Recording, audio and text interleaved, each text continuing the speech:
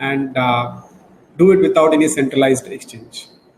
Today, we'll talk about a host of ideas around tokenization, and we'll use bonds as a demonstration of it. Just before we begin, let me just clarify if I'm audible to everyone.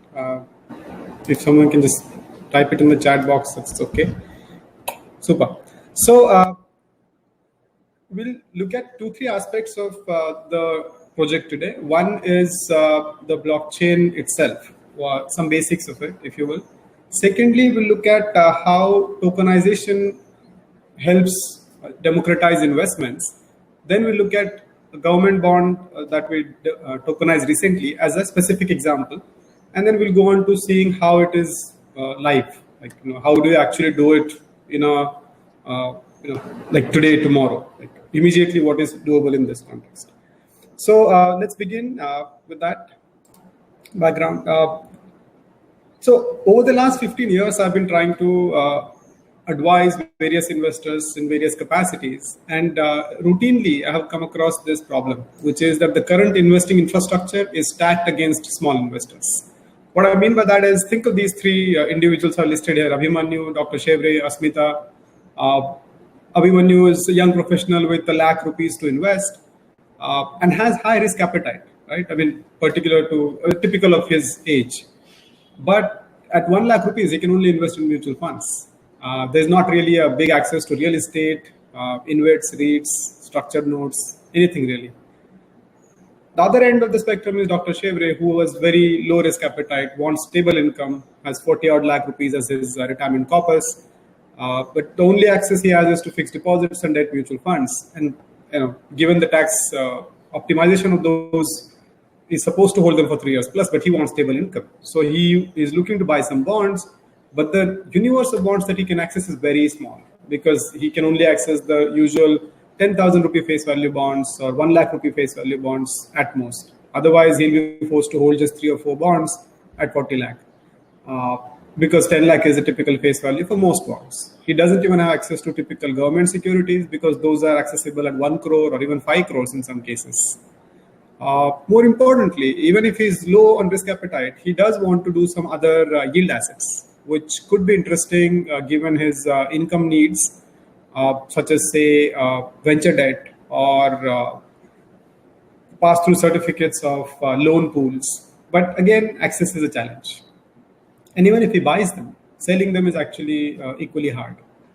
And look at Asmita, who's now, let's assume, somewhere in between, who's a lot of money to invest, let's say 1 crore plus, and wants to diversify globally.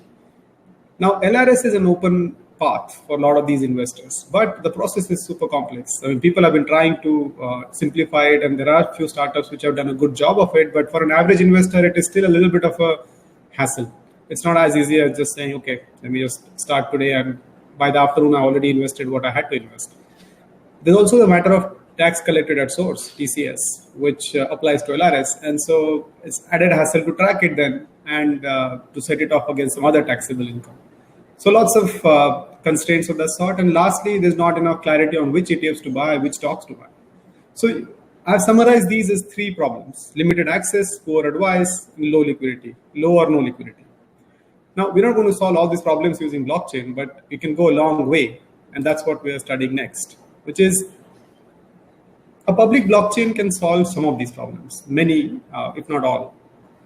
Firstly, the size problem, right? The liquidity is low, access is hard for small investors because the ticket size is large.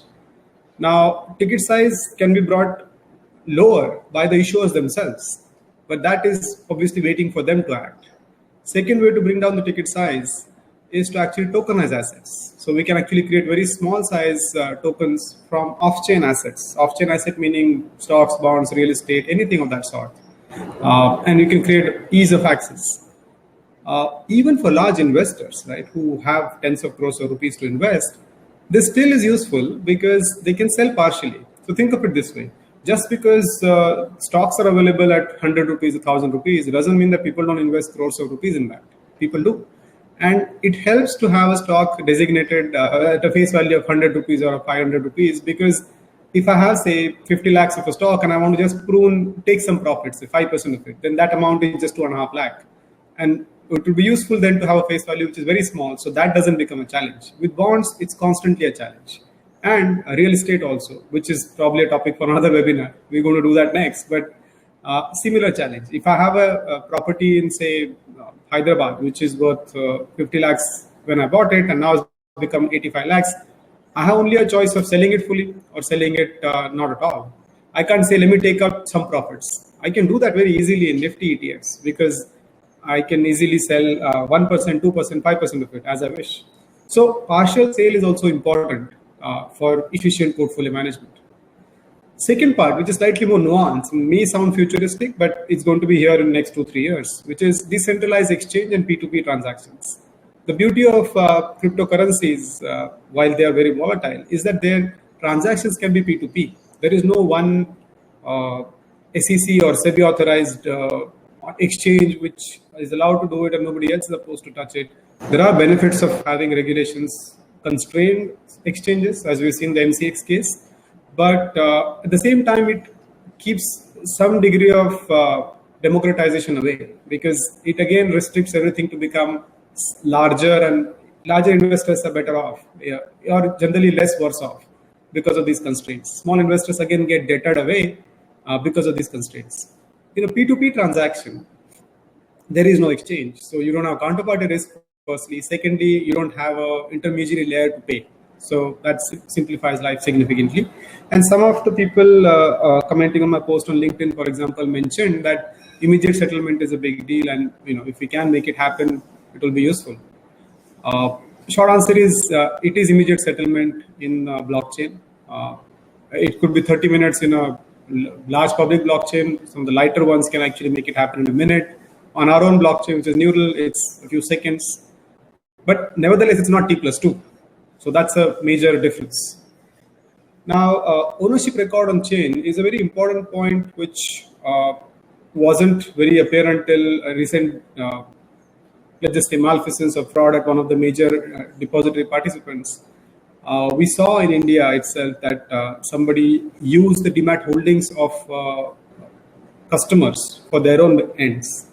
Now, this is possible because depository or custody is centralized. I'm not talking about NSDL and CDS, I'm talking the next layer. So these demat providers obviously are very regulated, but again, they are still opaque entities. My demat provider tells me that I own this and I just have to take it at face value. I don't even know what's going on at the back end. I have to take it at face value again that it's a trustworthy company and hopefully they'll not do anything bad with it. Even if everything is trustworthy, they are still open to hacking and attacks. So that centralization of ownership records is probably okay in the 20th century, but now that the technology is available in the form of blockchain, there's no reason why ownership records should be so thoroughly centralized. Lastly, easy to advise and innovate, which is the part which is closest to our current work in Make My Fund also, is that when I go to advise a client on multi-asset holdings, suddenly the minimum ticket size goes up. Because if I'm advising on, in Make My Fund, for example, if you're building a high return portfolio of stocks, you can build it for 10,000 rupees, 20,000 rupees, so on. If you try to replicate that in a bond domain, you'll have to do it for 50 lakhs or 1 crore plus, and even then it will be fairly concentrated. So as advisors, we feel fairly constrained in truly diversifying clients' portfolio. A couple of weeks ago, we talked about ETFs, and even there, the problem was that underlying assets are sometimes illiquid. The InvITs recently have been brought down in ticket size to 15,000, but REITs are still larger. So all of this put together, for small investors, it boils down to just mutual funds and FTs or maybe stocks. So we want to broaden that and say, even as advisors, we should be able to do a lot more. The other part is about innovation. So one thing is to say, build a diversified portfolio of stocks, bonds, real estate, and so on. Second thing is to say, can we tranche it or pool it? So some of you might have come across these pass-through certificates, which have been created in India also recently, and globally they're known as asset-backed securities or mortgage-backed securities and so on. So these innovations allow you to create different risk layers from the same underlying pool of assets. Depending on the preference of investors, you can take high risk, high return component of it or low risk, low return component of it. The underlying risk though doesn't change.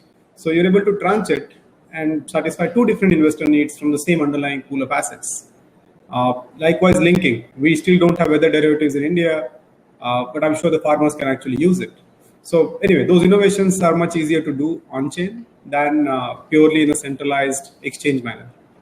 So this theory aside, there is a lot of sort of confusion still about what exactly does a blockchain look like, and how does it actually make sure that the claims of it solving these problems through decentralization of ownership and all. So before we come to our own blockchain, I thought I'll just quickly demonstrate what the theory of blockchain is with the help of one interesting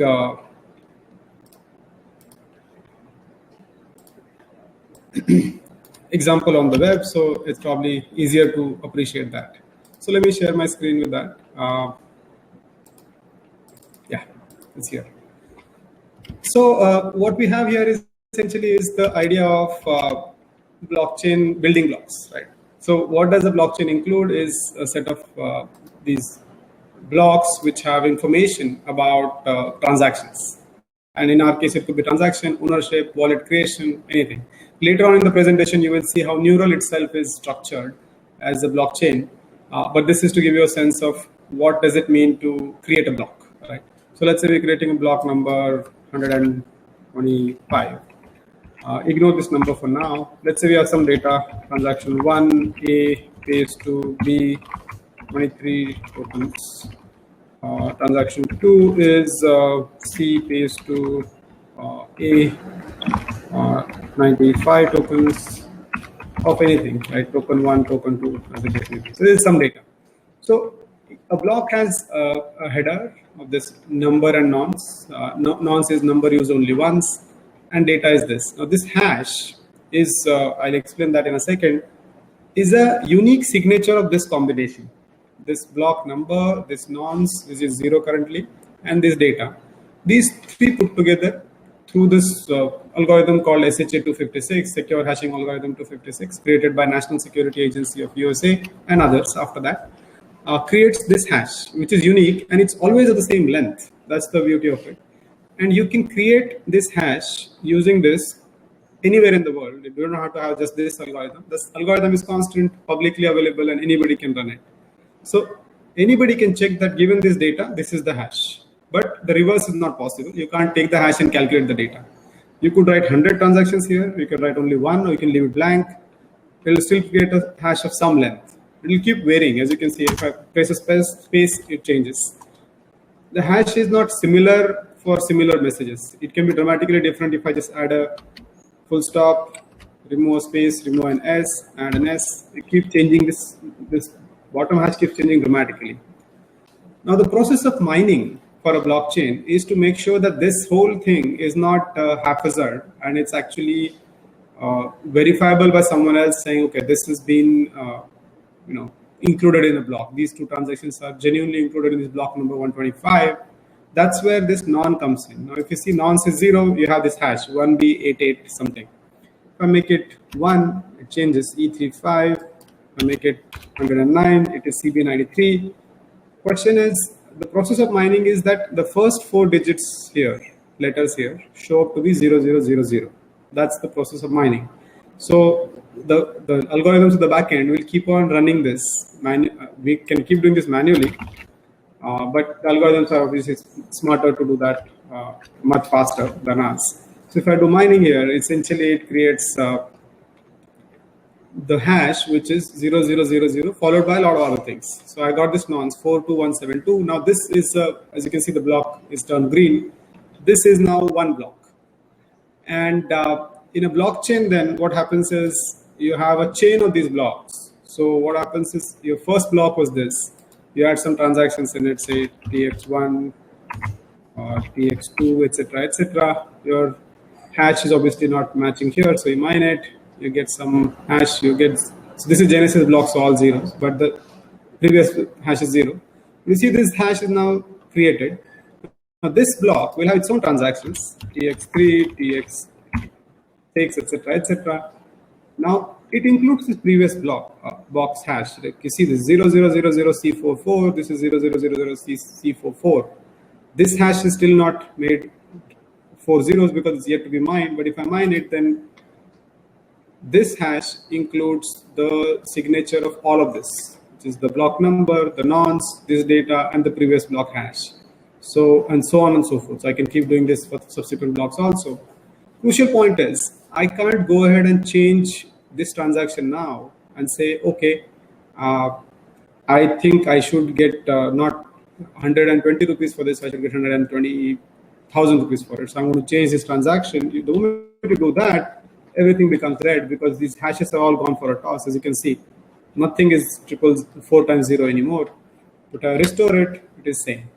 So although different people will carry the copies of this chain, they don't have to agree that the transaction source is same, or the chain source is same, or it came from a reliable source, or there's some centralizing verifying authority for it. None of that is required. All you need to do is check that your hashes are matching.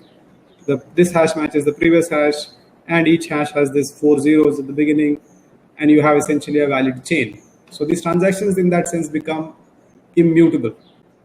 So that's really, I'm sure you can't cover the whole essence of blockchain in just a short 10-minute presentation. But what I was trying to give you a sense of is that blockchain is the technology to create a trustless environment.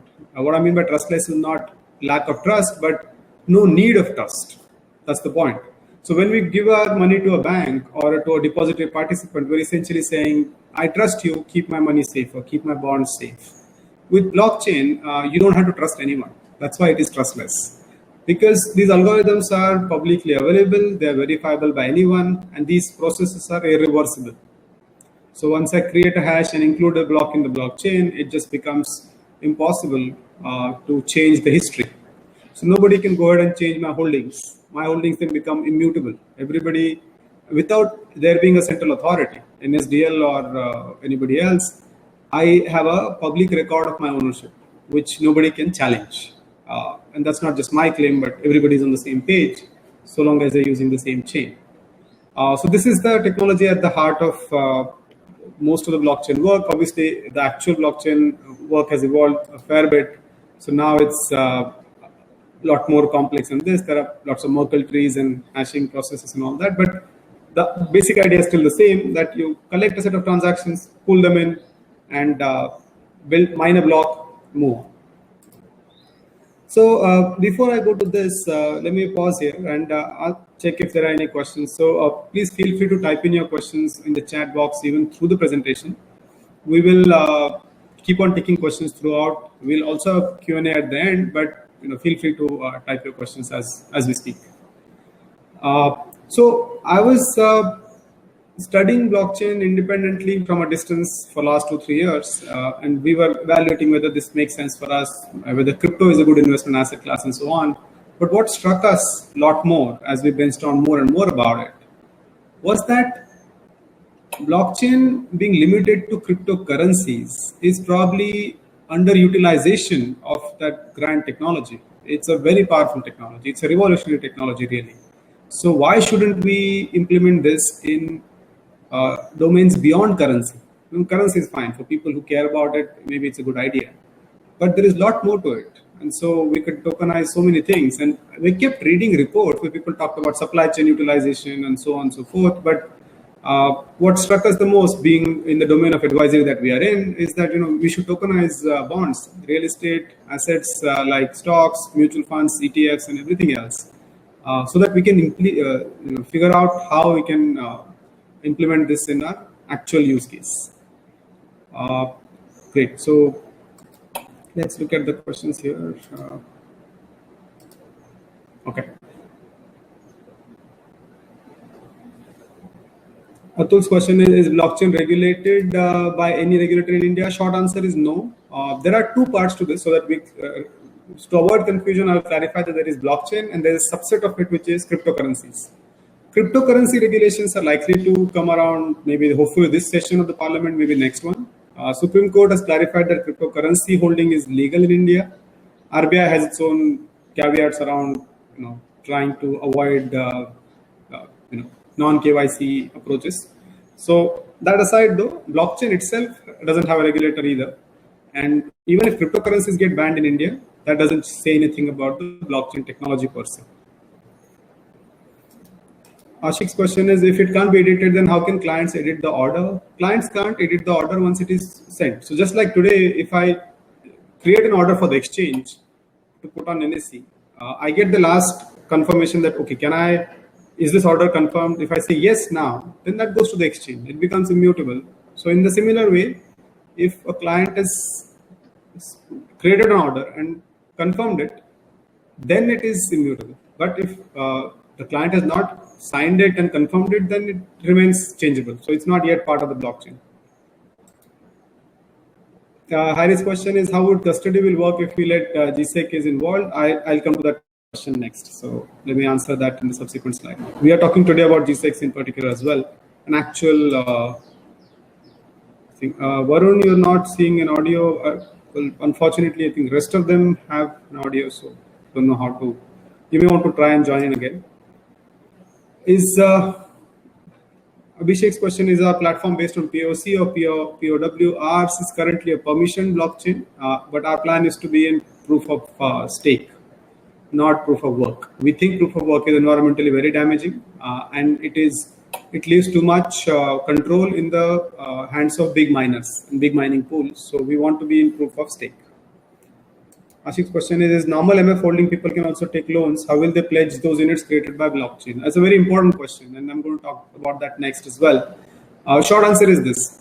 Loans themselves are interesting assets and transactions, which again get complicated by the fact that you have to think of an NBFC giving you a loan by taking your MF units in DMAT as a collateral. And by the way, there is enough and more fraud that happens there where people pledge it and then suddenly it's not available when the underlying the loan lender goes to liquidate it. I mean, that's happened in the past. On the blockchain, you can create a lending transaction using these tokens as custody, using the so-called smart contracts, which we'll do another session in future. But short answer is, it's extremely easy to use the tokens as collateral in a borrowing transaction. And these loans don't have to even come from NBFC. We can even think of peer-to-peer loans aided by tokenized assets. Neil's question is, using tokenization, is there any way to trade unlisted shares as it is P2P? Absolutely. So a very good question, Neil, because I was about to come to that next, which is government bonds is one asset class that we are doing a pilot with. But our plan is to add the following: unlisted shares, real estate, presumably a crypto fund, and global ETFs. So we want to include these as tokens on Neural for individuals to buy. So yes, unlisted shares is very much the plan. And each of these tokenization is followed by tradability. It doesn't have to be only a tokenization. Right. So okay. So let me take one more here. Ashik's question is, in the future, we won't even need P2P and BFC. We can get more out of blockchain. Absolutely. So our whole endeavor is to work to create an ecosystem where everybody does what they are best at as a service, and their balance sheets sort of disappear and dissolve. What I mean by that is, even when we start to do P2P loans, we may need some help in underwriting, right? We may need some help in saying which is a good borrower, which is not a good borrower, sure. But that should be an app. That should be a service for a fee. It shouldn't be a thing that I give money to NBFC and NBFC then in turn lends to somebody else. Essentially, it's like I'm lending to somebody, but I'm taking a service saying, yeah, okay, this is a good borrower or not. So P2P platforms will evolve in this manner, and they'll also be decentralized. So the future of tokenized investments is actually micro banking and nano banking, as I call it. So yeah, lots of exciting stuff in the future. Now, quick summary of our discussion just now is that the future of investing is decentralized. What we mean by this is that currently we give our money to a fund or a bank, which goes to stock or bond market or create loans, and those go to businesses or assets, which has high fees, it's complex, it's constrained in terms of access, and illiquid. The decentralized architecture of tomorrow has no exchanges, no banks, no funds, frankly. And the Primary investing can happen by an individual giving money directly to a business. To Neil's question about P2P, uh, unlisted unlisted companies raising money, and then there could be P2P transfers. So we don't really need an exchange really after you create this. So it's simple, open to all, versatile, low cost, and very liquid. So that's the end game. Obviously, to get there, one has to go through several small steps. So now coming to Neural, right? What do we do on Neural is we want trying to be the pioneers in this decentralized investing paradigm, which means take an asset such as bond, real estate, or ETF, tokenize it by creating these on-chain tokens, which has these four benefits. First, investors can buy in small tickets. Think of a 100 rupee bond, a 100 rupee apartment, a 100 rupee Tesla stock, everything, right? It's easy to trade peer to peer. Because it's on blockchain anyway. So all you need to know is, do I have the balance of it, and do you have the balance of money? It's easy to advise, which is people like us and many other advisors on this webinar right now. And it's easy to use as potential collateral, to Ashik's question of how to use it as collateral for borrowing. So all four are very easily possible because of the blockchain. And that's what we have started out to do on Neural. These aspects are already done. The collateral aspect is in the making. So let's come to the specifics, right? Now, what did we do on the government bond? How did we tokenize it? So we bought a government bond earlier this month, 7.32%, 2024 maturity, April. ICN is listed here, dematted bond. It's 6 monthly coupon payment. One is just, I think, later this month.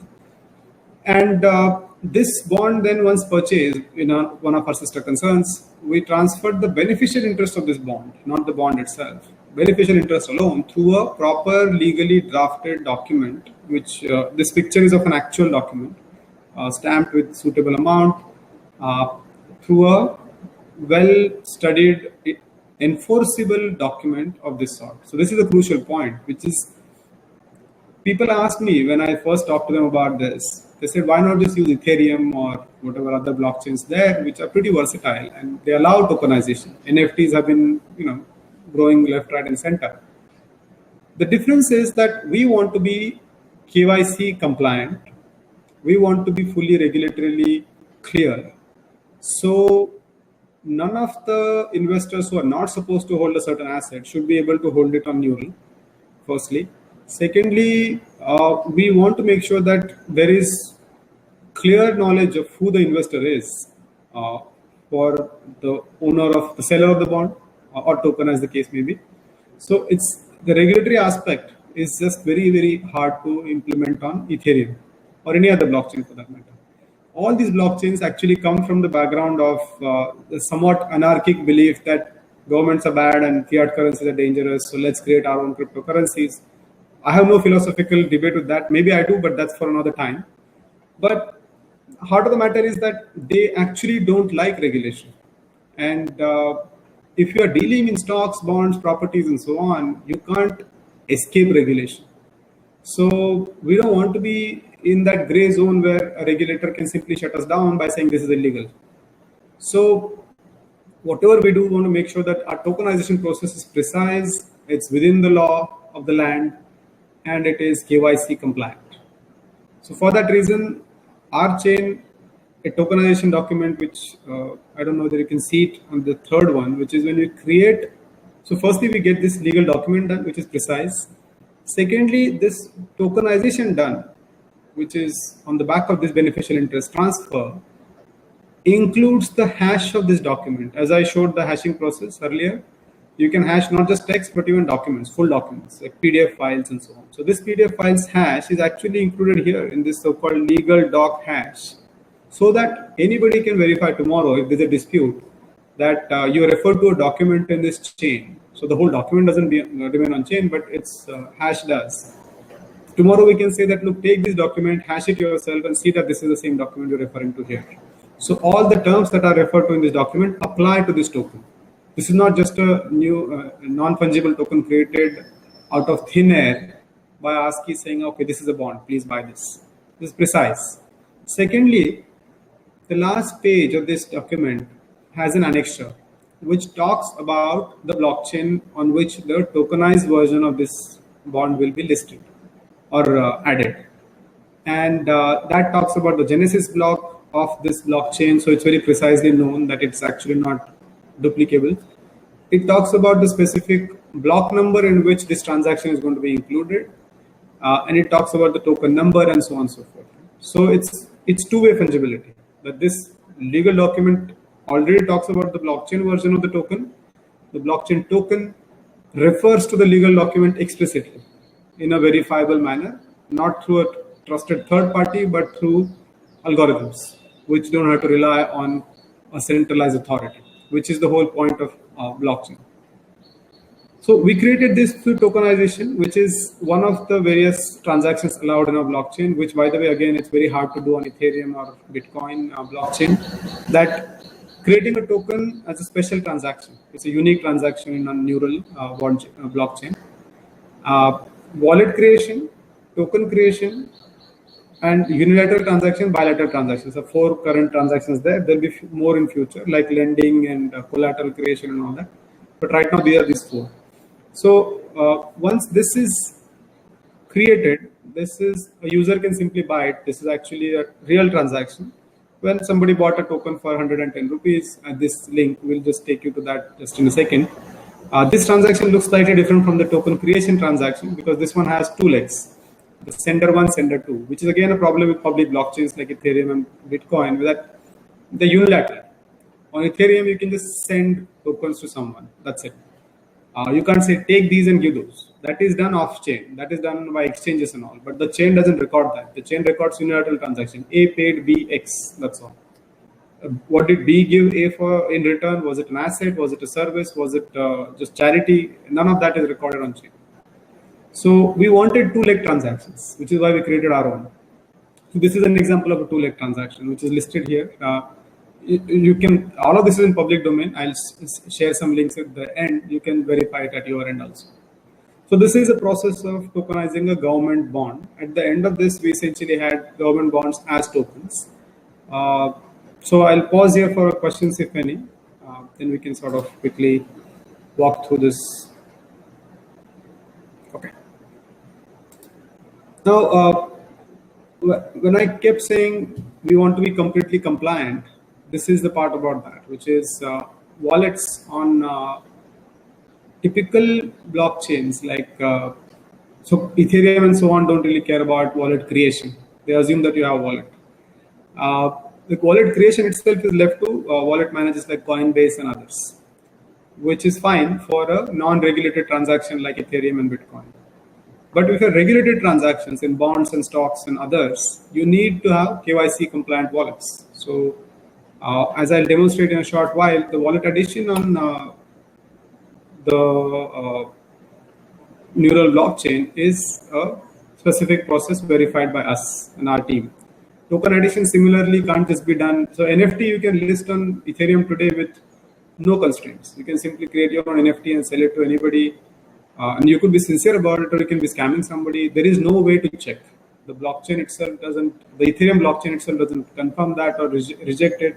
It doesn't even underwrite it. It's not saying that it's valid. It's just saying we are a utility. We don't care. In our case, we do.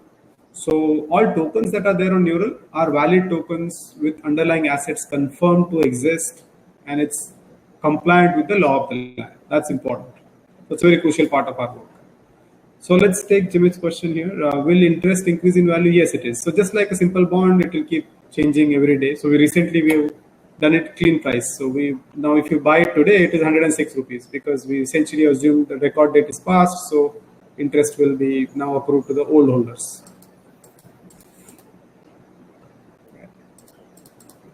Ashik's question is, ultimately there will be physical agreement for bonds. How will those agreements be stored, and will the cost also increase unless there is electronic stamping of agreements online?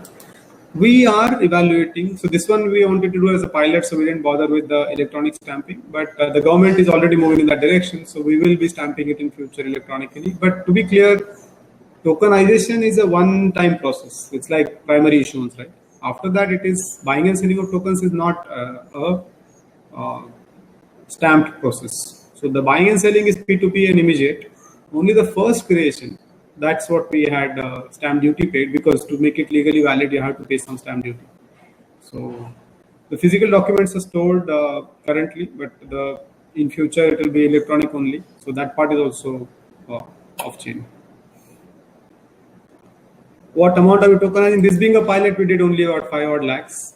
Next thing we're going to do is there'll be a few more. So that'll about 1 crore or so. That's the plan. Pratham's question is if there is a default in the bond. Yes, it's a very important question. So this document I mentioned, by the way, so this was government bonds. It didn't matter, but this document is general. So it doesn't talk about just government bonds. It talks about all bonds. So the default of the bond is also transferred on to the token holders, which means the token holders will suffer or benefit as much as the underlying bond itself. There is no arbitrage here. So there's a default and there is a delay. Then that delay is also seen by token holders. Now there's a matter of voting from time to time in case of defaults, which is where the token, the issuer of the bonds, the custodian here, will essentially take the inputs of the token holders through a suitable mechanism like an app, which allows them to vote on the specific aspects of the bond's resolution, if any.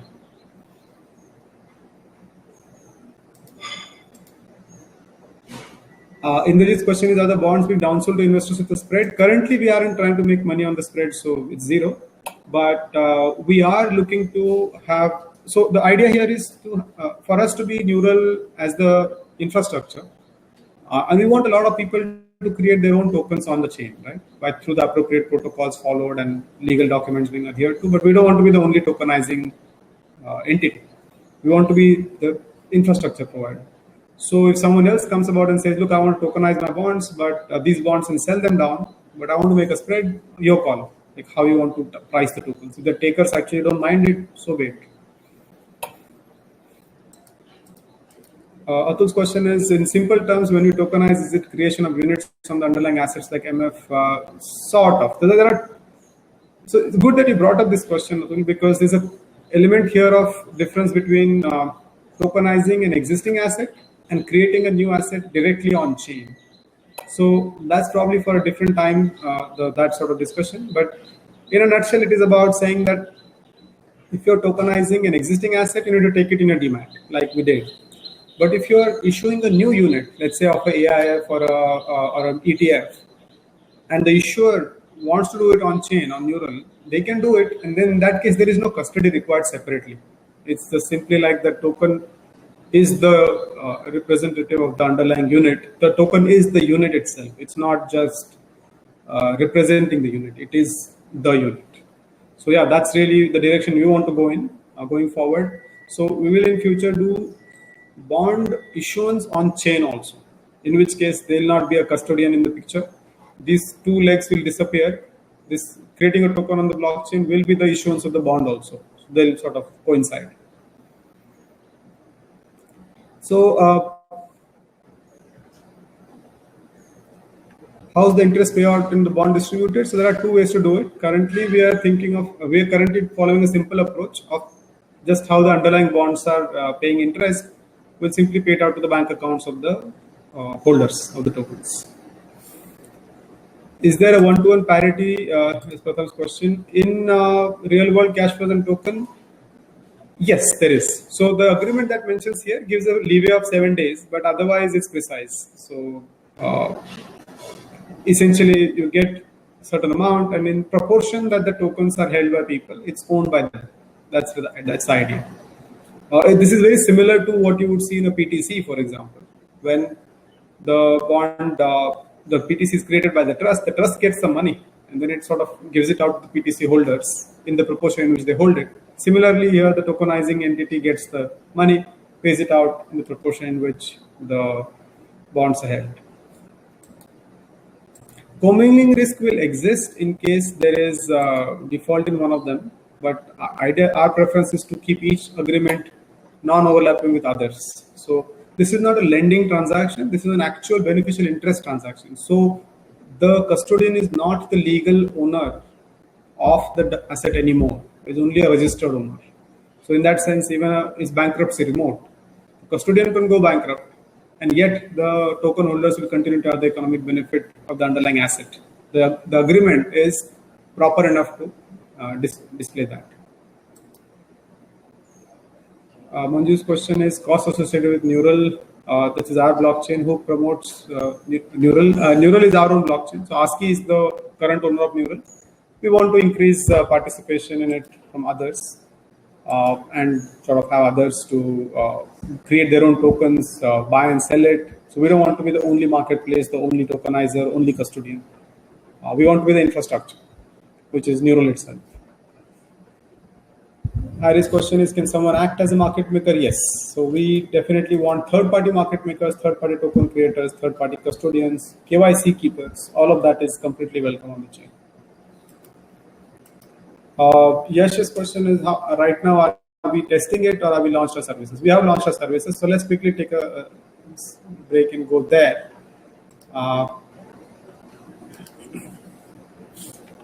Here's our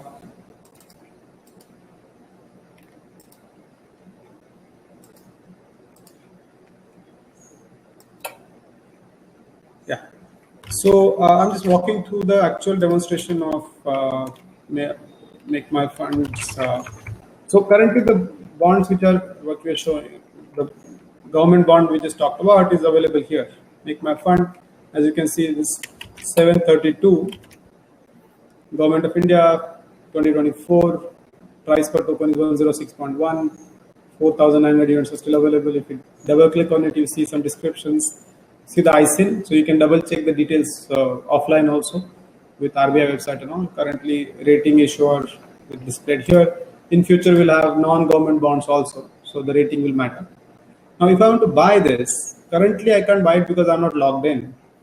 But this you can see, it's available. Now, I'll show you one login and the fact that logging in is very easy. You can log in with any of your, if you are existing customer of Make My Fund, then you don't need to log in separately. That will suffice. But if you're not, then you can use a Google login or create using your email ID or anything. So now let's see this. So see this, you can still see the same bond, but now you see create wallet. So this create wallet is an important step. If you don't have wallet, you can't buy tokens, this thing. So create wallet is simply adding your name, your email ID, the mobile number. Then here you need to add your tax ID, your PAN number. Then you upload a file from wherever you are. You can add an Aadhaar card or passport or whatever else is your second address proof, bank account details, and a cancel check file. So once you update all this, this gets a trigger at our end saying a new client has been added, and our team manually verifies it because it's important to do the KYC properly. So that takes about a few minutes, maybe half an hour at most. I'll walk you through a actually KYC'd account, so it's easy enough to demonstrate. So let's say you have created the wallet. You put in your KYC documents and it's created and done and dusted. So now if you have that, you'll have something like this wallet, which shows in my wallet, for example, I already have these. So you might have an empty wallet. You actually can check out on tokenized bonds this thing here, smart money tokens. Basically, it's like a stable coin of Indian rupee. If you're creating for the first time, it will be 0. So if you click on it, it basically gives your bank account details of where you can transfer money to get SMTs. One SMT is 1 paisa. So 100 SMTs make 1 rupee. So you can transfer money offline using your banking account, your bank account to this detail. You'll get a transaction reference number. You put it here, put in the amount, confirm that. We'll get an alert saying you have to check if this is received. If it's received, it will show up in this balance in your wallet. So that is to put the smart money tokens in the wallet. Now let's say we want to, I have some of these, I have say 581 rupees here. So if I choose to buy a bond, this bond, in future there'll be more.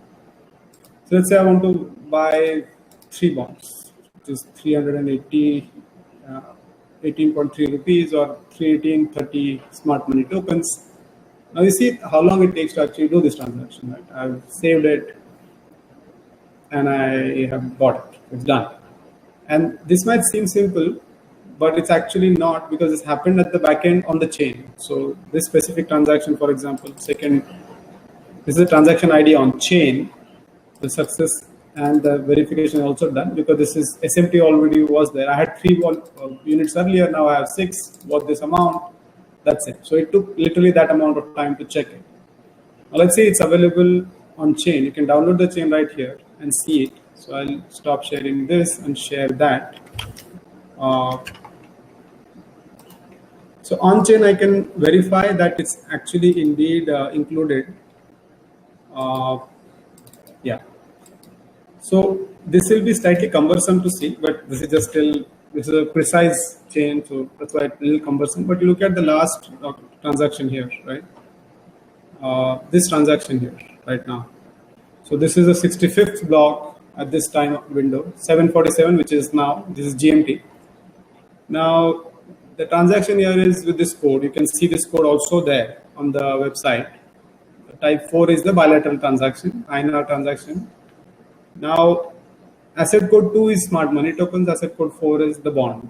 And this will keep changing in future as we get more tokens. Wallet 1 is my wallet, personal. And wallet 2 is the company which is selling it, their wallet. I sent 318.29 SMTs. They sent 3 tokens. These signatures are important. So the wallet manager is MakeMyFund itself, so these signatures are added. But otherwise, this could be done by any third party. They just need to add the signatures to make sure this document is, this transaction is valid and requested by these people who own these wallets. So this essentially gives you a sense that this is confirmed and now on the chain as well. So to go back to that screen,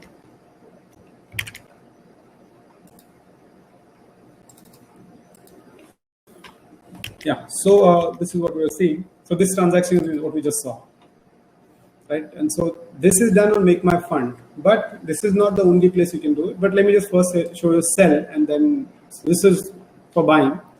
Nothing more complicated than that. Selling, I simply say, okay, I want to sell this.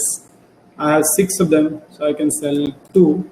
I'll get 212.2 rupees. Sell, exact same thing happens. Literally 3-4 seconds, and I'm back to my 4 units. If you download the chain again, you'll see that this transaction is included. This one we just added now, and money is back to me. So as simple as that. Now this entire thing happened with MakeMyFund as the sort of entity handling the transaction. But that's not necessary. In future, any third party can also create an app and transact on Neural. So Neural is not that way closed architecture, it's open architecture. So let's take a few questions before we move forward to Neural itself. Okay.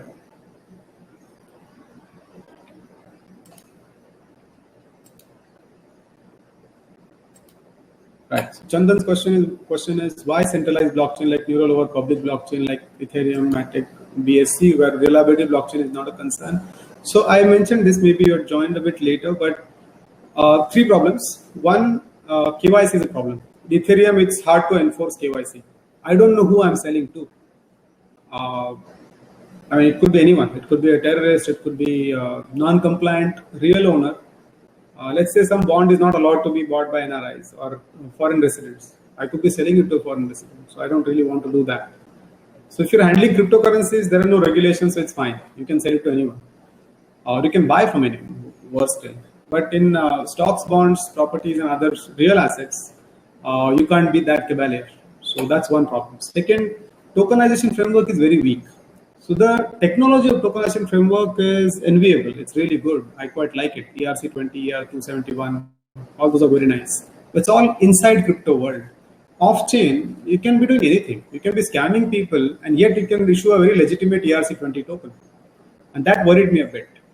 We discussed it internally extensively and realized that the very DNA of a public blockchain like Ethereum, Matic, etc. is unilateral non-KYC transactions.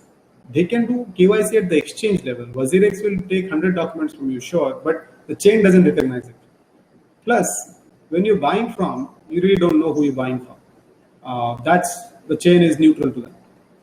The third problem was one-way transactions. So most cryptocurrencies have come into existence as payment systems, not exchanges. People have built decentralized exchanges on top of it, which is an elegant method to do it. But the atomic transaction in a cryptocurrency world is sender giving tokens to receiver. Whereas the atomic transaction that we want is sender and receiver, sender 1 and sender 2, both giving each other something at a pre-agreed exchange value. So it could be bonds at a rupee, or bonds to bonds, stocks to stocks, cryptocurrency to rupee, whatever else, right? So we want a two-way transaction, which is why these are not usable. However, what we want to use is these are elegant blockchains in their own right, in the sense that the decentralization is very hard to replicate. So we may not set up our own decentralized mechanism of our own doing. We may piggyback on their decentralization efforts, and we will become decentralized through a relay mechanism or a piggybacking mechanism or a sidechain mechanism, rather than having to set up our own mining network. So we are exploring that option, but till then we want to remain permissioned and centralized. And till then, unfortunately, there is no easy way to put it on blockchain in a public blockchain sense of the Ethereum variety. Manju's question, it's a very pertinent question. Who stands a guarantor for counterparty transactions in Neural? Short answer is nobody. That's the whole beauty of blockchain architecture. That the transaction that you're carrying out, so the transaction I'm showing here, this transaction has two parties. They both have signed the transaction. And when they sign the transaction and it goes to the blockchain for being included in the chain, it is a 1-0 sort of transaction. Either both assets will change hands or none will change hands. So you don't need a counterparty. So in the exchange, conventionally what happens is I go to the exchange, I give my bonds, somebody else gives their rupees, then exchange says, okay, both are legit, let's send it to the other two parties and then settle it. That's why it takes T+2 or whatever, T+1 as the case may be. We are saying that that's not necessary. Your transactions, atomic transaction being unilateral is what has kept this so problematic. That I can only give you stocks and you can only give me money, but those two have to be two separate transactions. There is no reason to treat it like that. On Neural, we are combining them and saying there is only one transaction.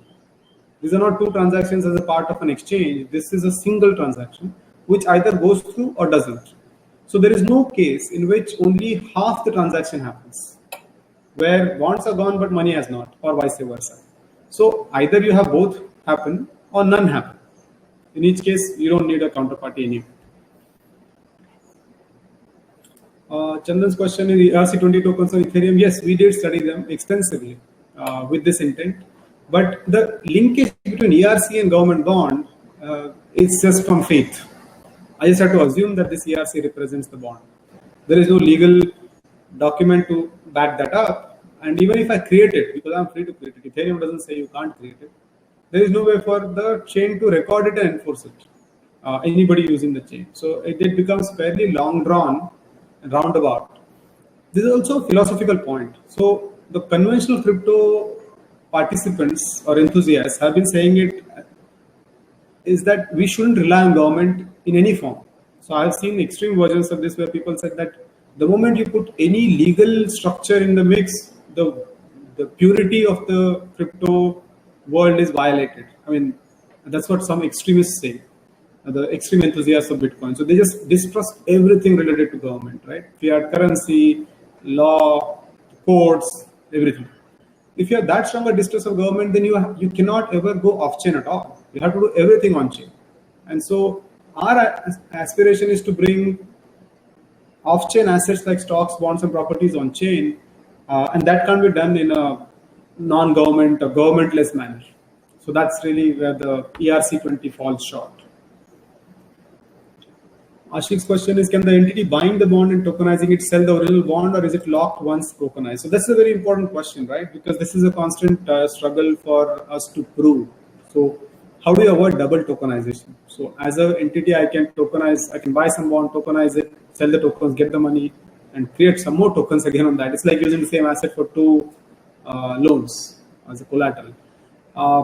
The protocol is still evolving, short answer. What we are looking to do is use three methods to avoid this. One, public disclosure. So in some sense, this version is already happening with USD stablecoin, right? They're supposed to be dollar mapped cryptocurrency, 1:1. And they say that you buy a USDT stablecoin, you have a dollar sitting in our whatever balance sheet.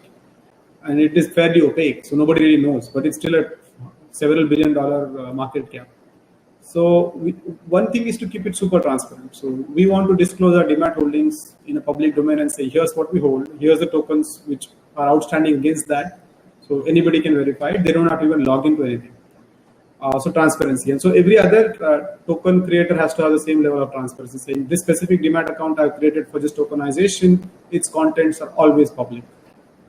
Second, the one-way demat accounts. We're talking to some depository participants to give us those sort of demat accounts where we can put assets in, but taking them out requires a lot more paperwork and approvals.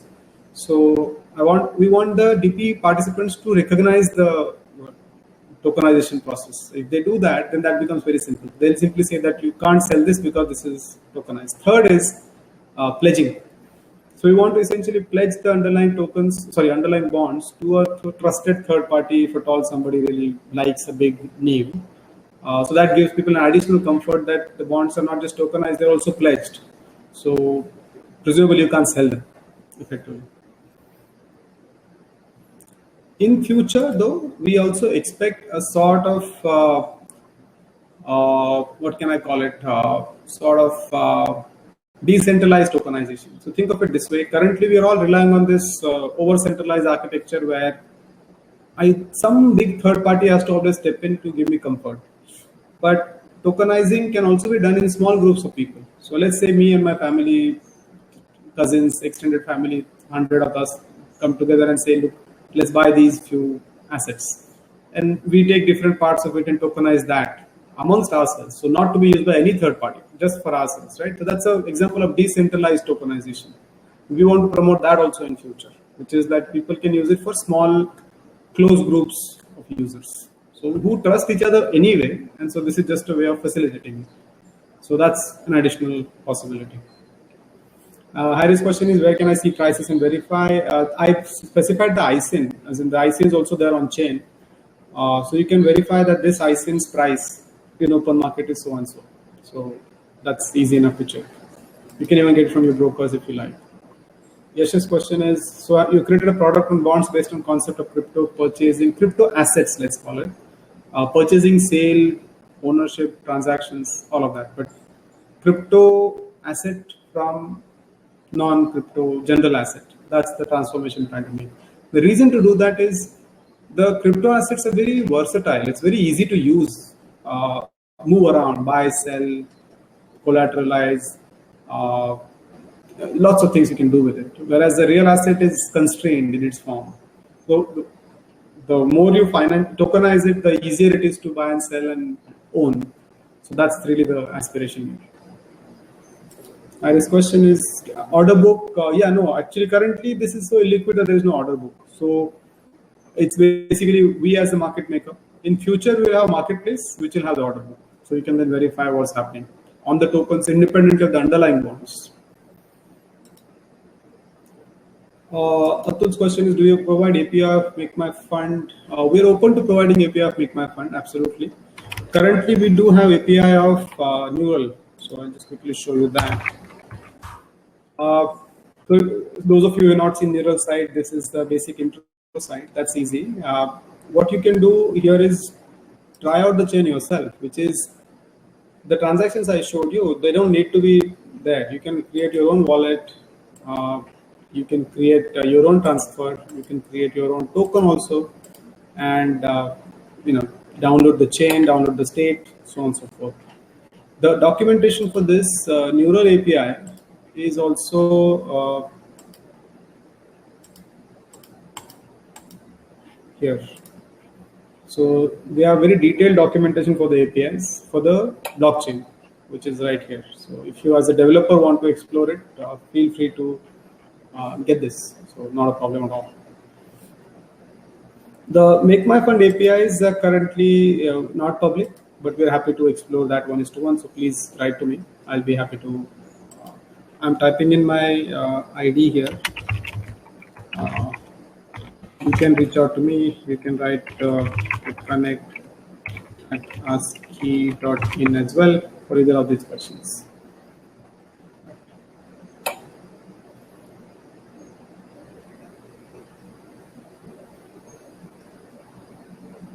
Okay, so let's take a couple more questions here. Yash's question is done. Pratham's question is the demo when you sold a bond, who bought it? Okay, so this is an important question, right? So the way I demonstrated here, the buyer is only one, which is ASCII Investment Managers, and seller is also one. So currently this is not a marketplace, this is a shop. Meaning you go to it, but it's a two-way shop. So you can go to buy the bond, but the seller is this entity, ASCII Investment Managers. And if you want to sell it back, you sell it to the same shop. But a marketplace is the next logical step of this, where enough people own these tokens and they want to trade amongst themselves, in which case it will be an order book, which I think Harry mentioned earlier. So yeah, that's step 2. Currently, it's the same entity, which is buying and selling. Indrajit's question is, whoever owns majority like 15% has the right to change the ledger and data. How will the platform ensure that such fraud doesn't happen? It's a major problem because of which we stayed away from Bitcoin, because 40% of it, its mining was done till recently in China. Now they have cracked down on it, so maybe it will get diversified. But the worry we have is this, that the hype about blockchain aside, or cryptocurrencies aside, the mining pools are very concentrated. So, and that's also pushed forward by the fact that it's such a lucrative activity that people are buying bigger and bigger rigs and setting it up in various parts of China, East Asia, and so on. So it's turning out to be a bit dangerous and less centralized than what one would have hoped. So proof of work is dangerous in that respect, in our view. Others may have a different point of view. So proof of stake that way is much lighter because you don't need a heavy duty mining rig. If you have a stake, you can just work with your laptop and still mine something. We want to go a step further. It's a project for future. We'll do two things which ensure that we don't actually have a 15% attack on our own chain. Firstly, we will piggyback on a very big chain like Ethereum, and we'll try to keep it diversified there also. We'll try to piggyback on 2 instead of 1, which are disconnected internally. Thirdly, we want to develop our own network of nodes, which are at the level of mobile phones, and then hence not in hundreds, but in tens of thousands. And we'll create essentially these simulated supercomputers on the fly using the individual small contributions of RAM by each mobile, subject to their owners agreeing to it, and they get some mining incentives in return. But that's the project for the future. But in the meantime, we will be very cautious about decentralizing our chain right away. So the step 1 of decentralization, which we already achieved, is that everybody can see it, everybody can run the updater, everybody can download the state, and it's always in public domain. Step 2 would be to have others also participate selectively in mining it, but yet retain the central control. And step 3 would be the true decentralization where there is no single party controlling it. So by that time, we'll have ensured that our mining or validation pool is in tens of thousands, not just in hundreds. Manju's question is, would this mean the stock exchange would have no role in the Indian financial marketplace going forward? Yeah, that's our dream. Subject to regulation and tax laws, etc. Ideally, there should be no exchange in the tokenized world. There could be an app which brings the buyers and sellers together, displays the prices, charges them a fee for their service, but there is no counterparty. You don't sell it to an exchange, and exchange sells it to the third party, and it takes a 2-day settlement process to do that. It brings you together, sure, but then it leaves you to deal with each other. That's the exchange of the future. Mr. Kalsi's question is, what is the key progress that should happen so asset tokenization become mainstream in India? Well, 2 parts to the answer. There is a part of it which is heavily dependent upon regulators and the part which is not. We are initially going to target the part which is not, for obvious reasons, that Indian regulators aren't the most progressive. So they're essentially looking at real estate, unlisted shares, global ETFs, and so on, which we can tokenize within law, but without getting entangled in too many regulations. That part, investor interest and liquidity and some sort of participation from the advisors to educate their investors would be a good starting point. Then step two, when the mainstream assets like stocks and conventional bonds, etc., mutual funds have to be tokenized, regulators will have to be very, very enthusiastic about it, let's just say. Or at least they should allow it as a parallel experiment and then mainstream it if it works well. And they can regulate it. That's actually not a problem at all. But within boundaries of reason, not just unilaterally saying this is disallowed, that is allowed, so on. Atul's question, on maturity of the bond, does the token get extinguished automatically and proportionate payout done? Yes. So what happens on, there is also token destruction transaction, which can be done for two reasons. One, the token has paid out everything, has no outstanding. And two, it has, it is owned by the issuer. That could also happen. The issuer says, look, there is not enough liquidity in this. I don't want to run this token anymore. Let me just buy back everything. So they put out a bid, buy everything back. If they manage to buy everything back, then they own everything and they have the underlying asset also, then they can destroy the token. Yeah, so that applies for non-maturing assets like ETFs and stocks.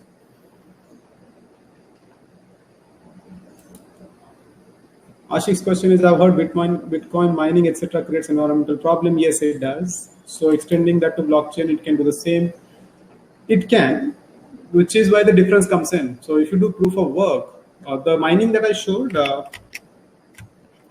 which one? This one here, right? So when I click on this mine, right? This thing, this circle which shows right now here is using some computing power to calculate the value of this nonce, which is 68208, to bring this hash to the 0000. This is a very simple one, so this was easy enough to create. But in Bitcoin proof of work protocol, what happens is it is done in competition. So thousands of people parallelly do it, and it's a bit of a wasteful thing that only one will win. The remaining 999 or what, remaining 10,000 competing mining pools would just unnecessarily burn energy.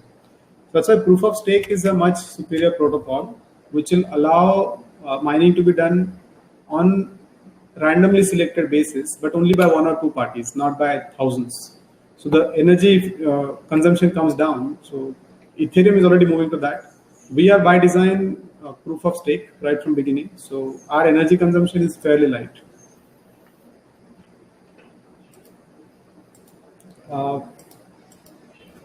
Indrajit's question is, the gas fees on Ethereum chain is very high and just increasing. Will the investor have to bear this cost as well? Always GSEC bond is at lower yield and that additional cost will drop drastically. This is a very important point. In fact, that is one of the reasons we actually went ahead and created the new blockchain, which is that we want the transaction fees on Neural to be in rupees or dollars, as the case may be, but not in a blockchain, the token of the platform which has its own value. So we want to keep it light and keep it in rupees and pay the miners the incentive through the platform token, which aggregates these fees and pays it out. But users don't see a token exposure. They only see a rupee exposure, which is a finite number, that this is 0.1% or 0.05% of the value, which is known and doesn't change. Pratham's question is, SMT itself is tradable as currency and hence fluctuating in value versus INR. This may impact. No, so SMT is exactly equal to INR. There is no tradability there. People can trade it and increase its value. We want to disable the trading in SMT anyway, because it's not meant to be a speculative asset. But even if people decide to trade it, it will simply be around a fixed value, which as an issuer will always issue at 1 rupee and receive back at 1 rupee with no questions asked. Neil's question, is there any chance of using proof of history instead of proof of work in the future? We would explore it. We may actually end up doing that. We are exploring several protocols because currently we're anyway proof of permission, but in future, if we become, as we become decentralized, we will evaluate those options.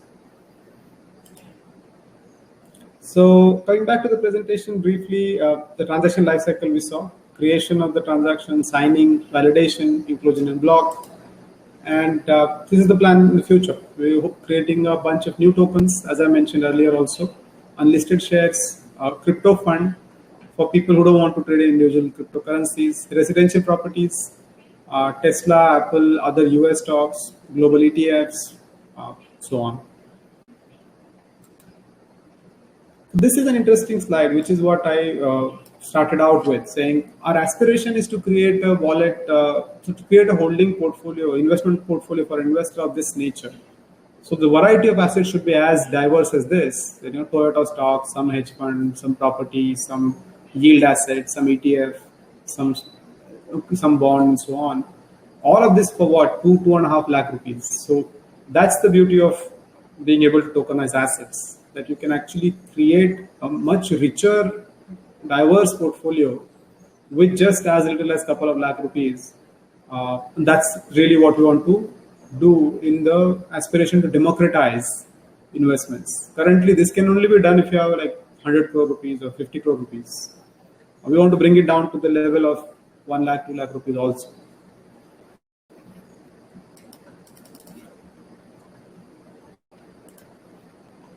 And obviously, we'll not be able to do this all by ourselves. So we'll be aggressively partnering. So in case of unlisted shares, we'll go to companies, the VC funds, incubators. In case of loans, we'll go to banks, NBFCs, and say, tokenize your loans, put them on here as a pool or individually. Real estate will go to developers, or fractional property apps like Strata or HBIT. ETFs and bonds will go to asset management companies or custodians and say, tokenize what you have, right? And so this will enable us to do this basically over the next few years. Great, so that's pretty much all we had. Let me just continue to take some of these questions as well. Indrajit's question is tokenization. For tokenization, someone has to be a main person who either purchases in the start and then tokenizes it. For custody-based tokenization, that's the constraint. So the government bond tokenization we did will need this process. But for native digital issuance, it won't. So if I go to a company and say, let's issue your bond right from day one in tokenized form, then you don't need a third party. So our plan is that initially we'll use tokenization of existing assets because it's easy, it's out there. But in future, we'll increasingly start to move to native digital issuance, where the token exists right from day one as a digital security, and there is no counterpart in the off-chain world that is really the security. This is the security. Ashik's question is, how will this benefit advisors and manufacturers? So advisors, it's actually, the plan is to enable them to create this. So as an advisor, I'm sure you want your investors to have risk-adjusted various types of portfolios, right? So as we tokenize more and more assets, the richness of what you can take to your investors will dramatically go up. Now, again, you can continue to work on the fee sharing arrangements that you have with Make My Fund already for this as well. So it doesn't really, it gives you advisory fees, and yet your clients much richer array of assets to choose from. Abhishek's question is, what would be the revenue model with this? How are you planning to generate revenue in the short term and long term? We want to, so there are two parts to the chain. One part is the infrastructure, second part is the apps. What I mean by that is, what I showed you just now on the site, Make My Fund, was an app that we use the chain to enable government bond tokenization, buying and selling of it, and so on. And Pratham asked a question about marketplace earlier, so did Harry, which is that what if people want to buy and sell, right? So somebody else can create a separate app saying, Make My Fund mein khareed liya, fine, but now you want to sell it, but here's our app, which is not run by ASCII, some third party runs it. So they are enabling on Neural buying and selling of bonds or some other assets. So that can happen. So app is one source of revenue. You can charge as much as 0.25% of transaction value in that. For bonds, it might be lesser. For assets, it might be higher. Second is the infrastructure of Neural itself. So each transaction carries a fee that will accrue to Neural. So that's the revenue source for us. So it can vary between 0.05 to 0.1%.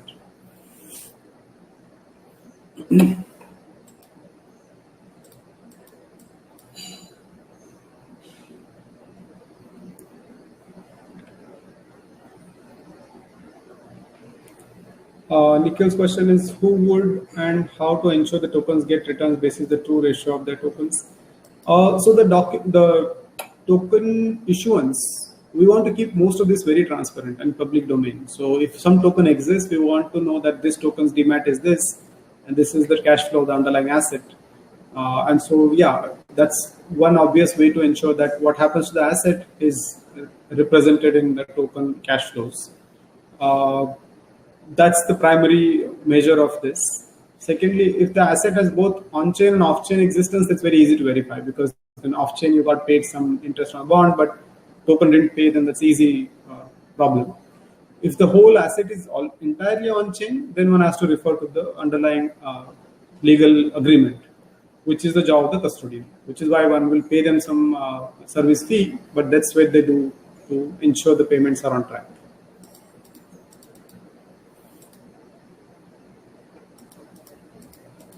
So this question is, mutual fund advisors advise lots of SIPs. Is SIP a smaller token size?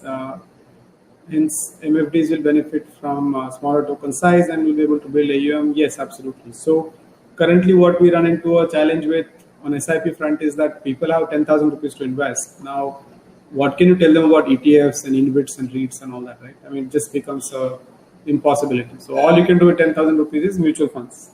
So SIPs get restricted to just mutual funds, markets crash, and people stop their SIPs, and it's just the same story every 5 years.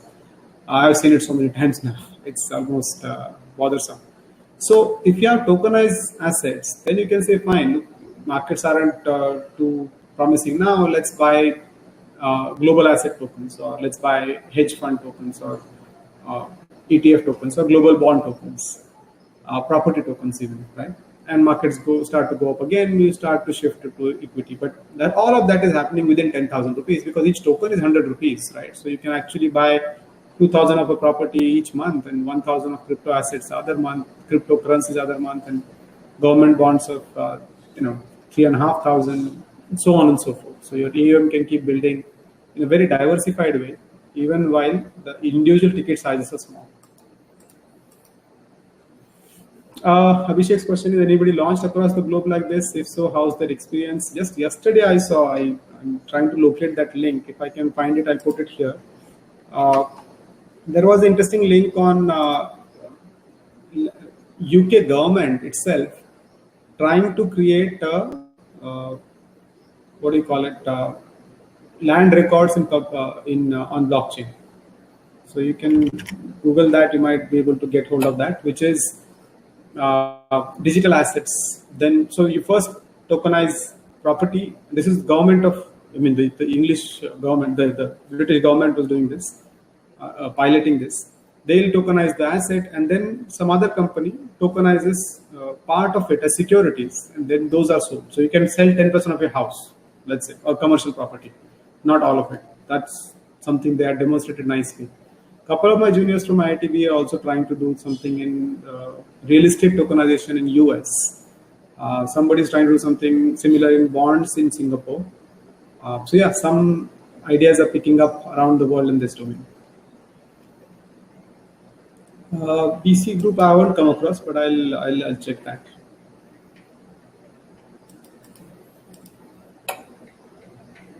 So this observation here, MFTs can graduate from simple MF distributors to complete asset advisors. Yeah, absolutely. So MFs are versatile, but have their limitations. So with tokenization, you can do everything.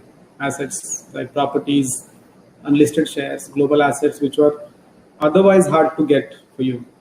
And as mutual fund distributors, many of you would be coming across the challenge of differentiation, right? Because the client can go to value research and money control and check out the 5 funds to buy, and it just becomes a matter of convenience at best.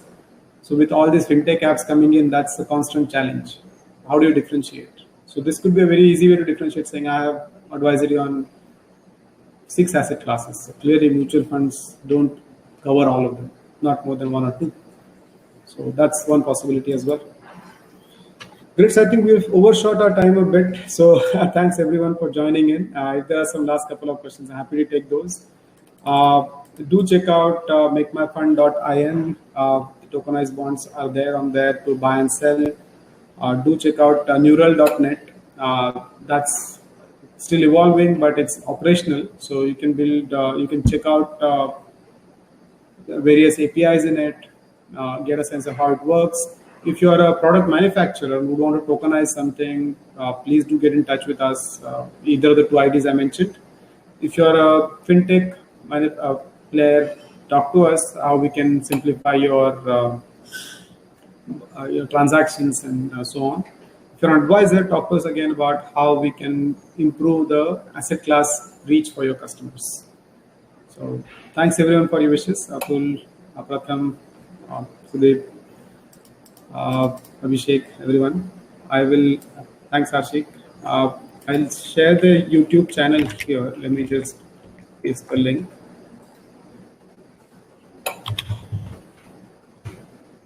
Sudeep, if you have access to the channel itself, could you just paste the link here? That would be easier.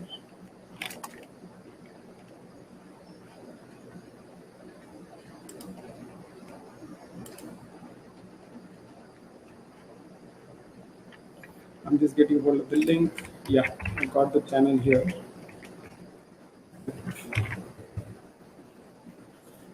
Thank you, everyone. Thanks again for joining in, and we'll love to talk again. Ashik, to your answer to your question, gold, we do want to include gold, silver, base metals very shortly. So keep watching this space. I will come back with something interesting on gold also very soon.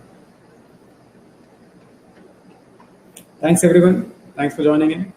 Goodbye.